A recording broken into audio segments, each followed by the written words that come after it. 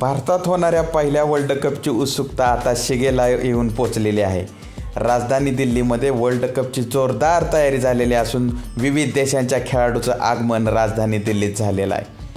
Indira Gandhi indoor stadium या ठिकाणी हे खो खोचे सामने आपल्याला बघायला मिळणार आहेत.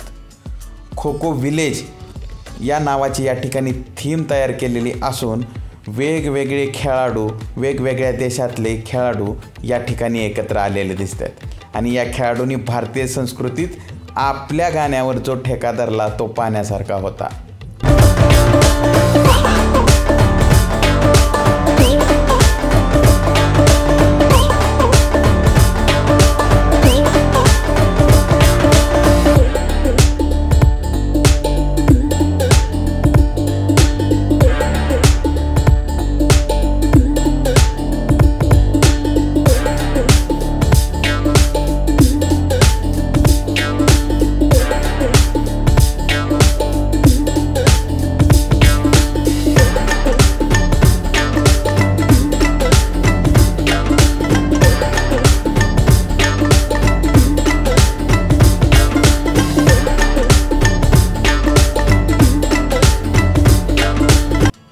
उद्या म्हणजेच 13 जानेवारी 2025 पासून या वर्ल्ड कपला सुरुवात होत आहे. पहिला सामना भारत आणि नेपाळ या दोन देशांदरम्यान होत आहे.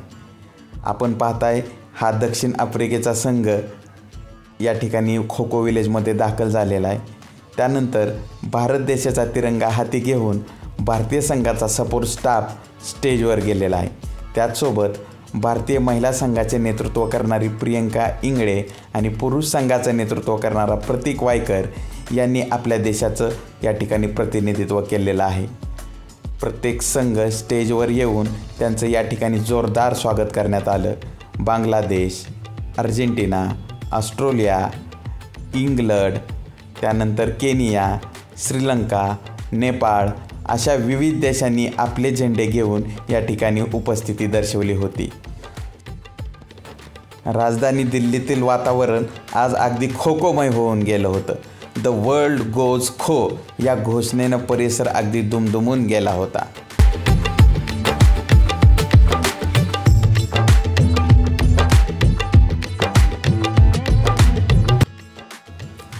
भारतीय गाण्यांवर गाना देशाच्या खेळाडूंनी धरलेला ठेका हा पाहण्यासारखा होता.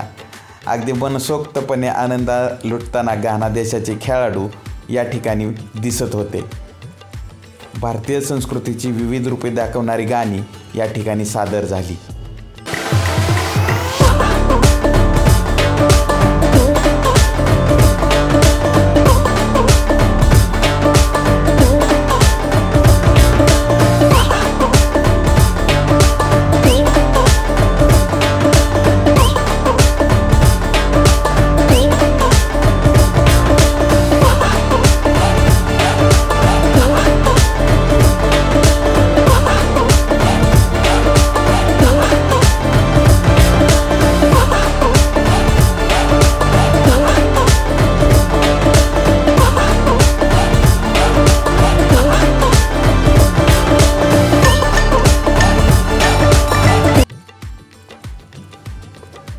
सहभागी झालेल्या सर्व खो खो संघाच्या विविध देशांचा सपोर्ट स्टाफ या ठिकाणी त्यानंतर एकत्र आला आणि ज्या ठिकाणी हा खो खोचा थरार होणार आहे ते इंदिरा गांधी इंडोर स्टेडियम सज्ज झालेलं आहे.